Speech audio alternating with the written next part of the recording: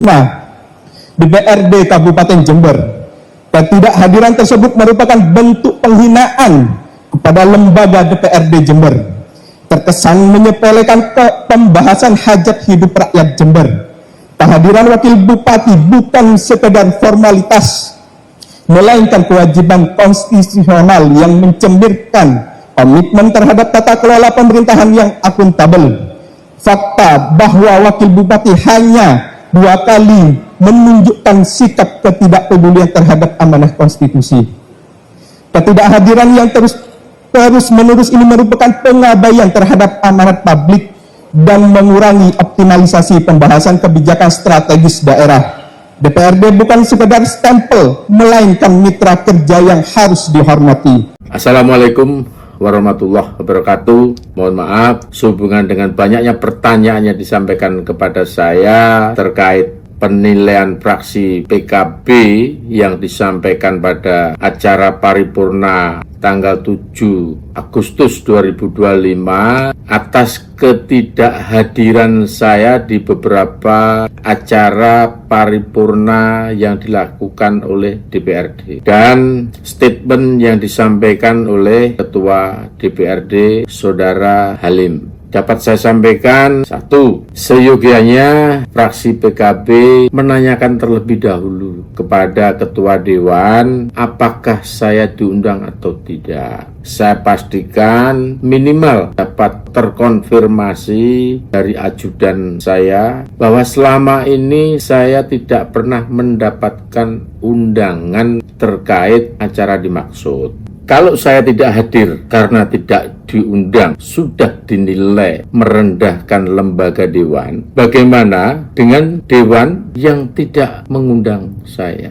Apakah penilaian itu kira-kira tidak sama? Jadi menurut saya, marilah kita belajar adil pada diri kita dan pada orang lain. Jangan tergesa-gesa menjustifikasi seseorang tanpa melakukan klarifikasi terlebih dahulu. DPRD sebagai lembaga formal semestinya bekerja dengan cara-cara formal, dengan mengedepankan asas-asas formal. Sebuah keputusan diambil melalui rapat formal dengan mekanisme formal. Komunikasi pun juga begitu, dilakukan dengan surat-surat secara resmi, tidak dilakukan dengan cara-cara informal. Apalagi sekedar omongan jagongan sudah dibuat sebuah keputusan. Belum lagi konteks obrolan di ruang transit waktu itu, konteksnya rapat paripurna tidak segera dimulai sesuai dengan jadwal. Masih menunggu bupati yang tidak kunjung datang. Waktu itu saya bertanya, sebetulnya mekanisme paripurna itu seperti apa sih? Apakah harus menunggu semua undangan hadir? Atau yang penting representasi kepala daerah itu sudah ada yang datang? Dalam konteks representasi kepala daerah tadi, saya memberikan contoh. Kalau Kapolres diundang tidak bisa hadir, diwakili oleh Wakapolres, itu sudah mencerminkan representasi polisian. Itu gambaran yang saya sampaikan waktu itu. Kenapa? Karena bupati dan wakil bupati itu adalah satu lembaga. Jadi kalau penyebutan kepala daerah, otomatis bicaranya adalah bupati dan wakil bupati.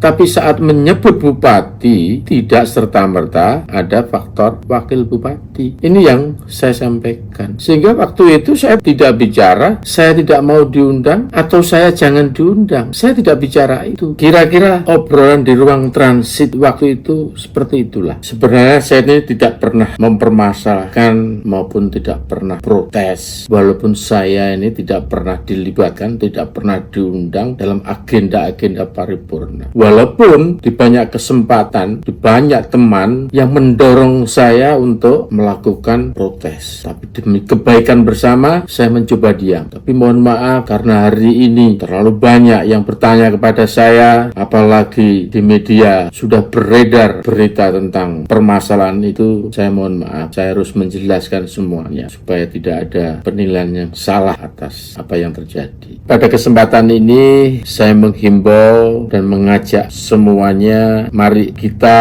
komunikasi dengan hati, komunikasi dengan jujur, apalagi kita sebagai umat beragama, sebagai pemeluk agama, sebagai orang yang mengaku mencintai Rasul, mari kita berkomunikasi dengan mengedepankan etika dan moral, tidak dengan cara manipulatif, apalagi membangun framing dan membunuh karakter orang lain. Semoga ke depan kita bisa berkomunikasi lebih baik, bekerja sama dengan baik dalam rangka menjalankan amanah rakyat untuk sebesar-besarnya kesejahteraan rakyat. Saya kira itu saja yang dapat saya sampaikan. Mohon maaf kalau ada tutur kata yang tidak berkenan. Saya akhiri. Wassalamualaikum warahmatullahi wabarakatuh. Salam semangat.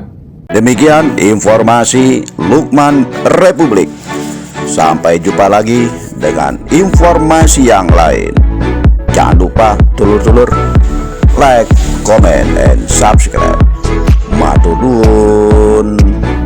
Assalamualaikum warahmatullahi wabarakatuh. Salam sejahtera untuk semuanya. Sampai jumpa lagi.